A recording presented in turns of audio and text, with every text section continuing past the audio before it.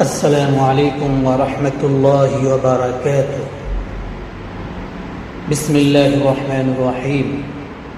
معزز سامعین، آج ہم بات کریں گے وضو کا طریقہ اور اس کے فرائض کے بارے میں۔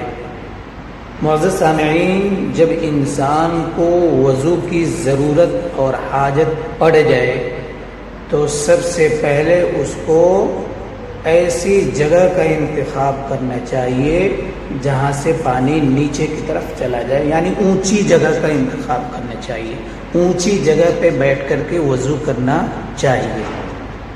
نمبر 2، اگر ہو سکے تو اس کو قبلہ رخ ہو کر کے وضو کرنا چاہیے، اگر ہو سکے، ممکن ہو تو، ورنہ جس طرف چاہے وضو کر سکتا ہے، جس طرف گھوم کر کے وضو کرے گا وضو ہو جائے گا۔ اس کے بعد اس کو مسواک کرنا چاہیے۔ مسواک کے تو ہزاروں فائدے ہیں، لیکن وضو سے پہلے مسواک کرنا کیا ہے؟ سنت ہے، اس لیے مسواک کرنا چاہیے۔ اگر بالفرض اس کے پاس مسواک نہیں ہے تو کم سے کم سنت کو ادا کرنے کے لیے اس کو اپنے داہنے ہاتھ کی شہادت کی انگلی کو اپنے دانتوں کے اوپر 3 بار پھیر لینا چاہیے۔ ایسا کرنے سے سنت ادا ہو جائے گی۔ اس کے بعد اس کو وضو کی نیت کرنی چاہیے، یعنی کس چیز کے لیے وہ وضو کر رہا ہے، جس چیز کے لیے کر رہا ہے اس کی نیت کرنی چاہیے۔ مثلا نماز کے لیے، مثلا قرآن کی تلاوت کے لیے، یا پھر کسی اور اچھے کام کے لیے وضو کر رہا ہے تو اس کی نیت کرنی چاہیے۔ اس کے بعد اس کو دعا پڑھنا چاہیے۔ وضو کی مشہور دعا ہوئی بسم اللہ علی دین الاسلام۔ اگر دعا یاد نہیں ہے تو پھر اس کو بسم اللہ الرحمن الرحیم پڑھنا ہی چاہیے۔ یہ تو ہر مسلمان کو یاد ہوتا ہے، بسم اللہ الرحمن الرحیم شروع میں جو ہے پڑھ لے گا، یہ کافی ہو جائے گا اس کے لیے اگر دعا یاد نہیں ہے۔ اس کے بعد 3 مرتبہ 3 بار اپنے ہاتھوں کو اپنے گٹوں تک دھوئے، 3 بار گٹوں تک کیا کرے؟ ہاتھوں کو دھوئے۔ اس کے بعد 3 بار غرغرے کے ساتھ کلی کرے۔ کب؟ جب روزہ دار نہ ہو۔ اس کے بعد ناک میں اس کے نرم ہڈی تک پانی کو پہنچائے اور بائیں ہاتھ کی یہ لاسٹ والی انگلی سے کیا کرے؟ ناک کو صاف کرے۔ اس کے بعد 3 بار پورے چہرے پر پانی بہائے۔ کہاں سے کہاں تک؟ یہ ہے پیشانی کے اوپر سے لے کر کے ٹھڈی کے نیچے تک، یہ ہے ٹھڈی، یہ لمبائی میں، اور چوڑائی میں یہ کان کے لو، ایک کان کے لو سے لے کے دوسرے کان کے لو تک یہ چوڑائی میں ہوا۔ تو 3 بار دھوئے اور ساتھ میں داڑھی کا خلال بھی کرے، اگر داڑھی ہے گھنی ہے تو داڑھی کا خلال بھی ایسے کرے۔ اس کے بعد اپنے دونوں ہاتھوں کو، یہ کوہنی اس کو بولتے، کوہنیوں سمیت کیا کرے؟ 3 بار ہاتھ دھوئے۔ اس کے بعد پورے سر کا مسح کرے۔ پورے سر کا مسح کرنا کیا ہے؟ سنت ہے۔ کیسے مسح کرے گا؟ نئے سرے سے پانی لے گا، ایسے کرے گا اور ایسے اٹھائے گا، یعنی سر کے اوپر سے ایسے پیچھے کی طرف لے جائے گا، پھر پیچھے سے آگے کی طرف ایسے لائے گا۔ یہ شہادت کی انگلی کان میں ڈالے گا، یہ انگوٹھا اس سے جو ہے کان کا مسح کرے گا اور یہ انگلیوں کے پشت سے گردن کا مسح ایسے کر لے گا۔ اس کے بعد کیا کرے گا؟ دونوں پیر دھوئے گا ٹخنوں سمیت 3 بار۔ ٹخنا کس کو بولتے ہیں؟ جان کے نیچے جو ہڈی ہے بیچ میں، اس کو گھٹنا بولتے ہیں، اور اس کے نیچے کی طرف جائیں گے تو ٹخنا ہے۔ تو ٹخنوں سمیت 3 بار پیر کو دھوئیں گے. اور یہ کیسے دھوئیں گے؟ لگاتار دھوئیں گے، پے بپے یا پے در پے دھوئیں گے، یعنی لگاتار دھوئیں گے، مسلسل دھوئیں گے. یہ نہیں کہ ایک دھو لیا پھر 20 منٹ کے بعد، ایک دھو لیا پھر 30 منٹ کے بعد. ایسے کر کے اگر دھول رہے ہیں تو پھر وضو تو ہو جائے گا، لیکن سنت کے خلاف ہونے کی وجہ سے کیا ہو جائے گا؟ ثواب میں کمی ہو جائے گی. اور بعض دفعہ سنت کے چھوڑنے کی وجہ سے انسان گناہ گار بھی ہو جاتا ہے. اسی طریقے سے ترتیب کے ساتھ دھونا ہے، یعنی جو ترتیب ہے وضو میں اس ترتیب کو قائم کرتے ہوئے، قائم رکھتے ہوئے وضو کریں گے. ایسا نہیں ہے کہ پہلے ہمیں چہرہ دھونا ہے تو پہلے جناب ہاتھ دھل رہے ہیں یا پیر دھل رہے ہیں پھر چہرہ دھل رہے ہیں.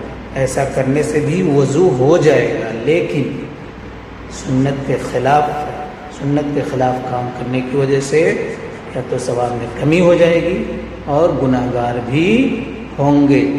اس لیے اس طریقے پر وضو کرنا چاہیے جیسے شریعت نے بتلایا ہے. یہ تو وضو کا مکمل طریقہ ہوا. اس میں فرض بھی آ گئے، اس میں سنت بھی آ گئے، اس میں مستحب بھی آ گئے.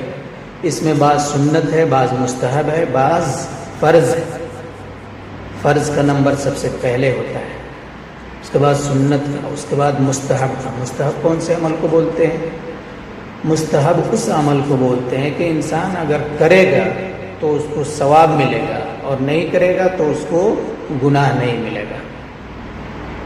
یعنی وہ اختیاری عمل ہے، پسندیدہ عمل ہے. آپ چاہیے تو کریے ثواب ملے گا اور چاہیے تو نہیں کریے، آپ کو گناہ نہیں ہوگا. اور سنت نبی پاک صلی اللہ علیہ وسلم کا طریقہ ہے، اس کو کرتے ہیں تو اس میں ثواب ہے اور نہیں کرنے پہ بعض دفعہ گناہ بھی ہے. اس لیے سنت کو ادا کرنا چاہیے. اور سب سے اوپر فرض ہے. فرض کیا چیز ہوتی ہے؟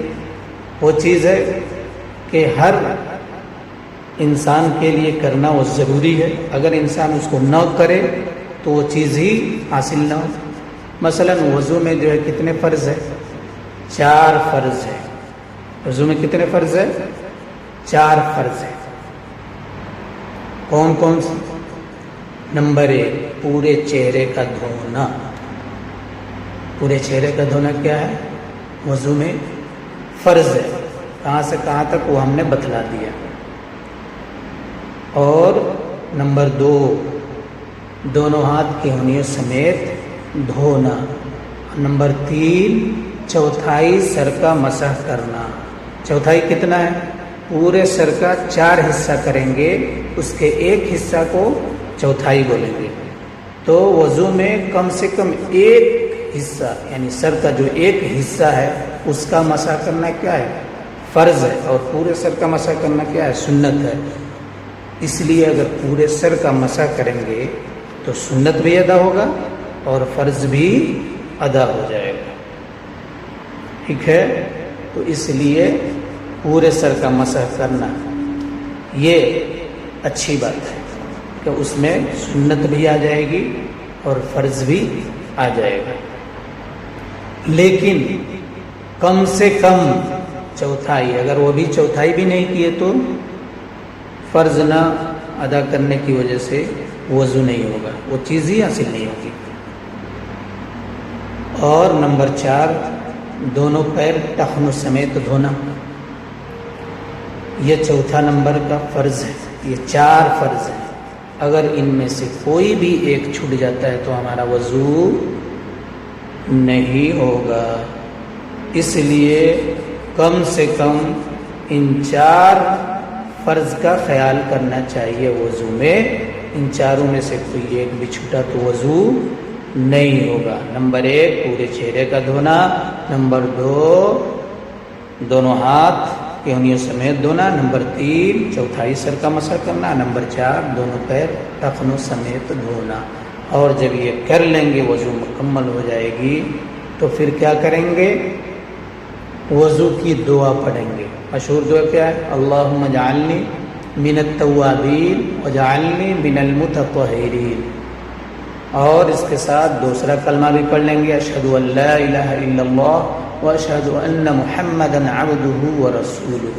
اگر یاد ہے تو دونوں پڑھیں گے، اگر دونوں یاد نہیں ہیں تو پھر یاد کرنے کی کوشش کریں گے، یا سیکھنا چاہیے، یاد کرنے کی کوشش کرنی چاہیے۔ دنیا کا ہر کام جیسے کرتے ہیں اس کے لیے وقت نکالتے ہیں، کوشش کرتے ہیں، سیکھتے ہیں، ایسے ہی یہ بھی جو ہے ضروری سمجھ کر کے سیکھیں گے، کوشش کریں گے۔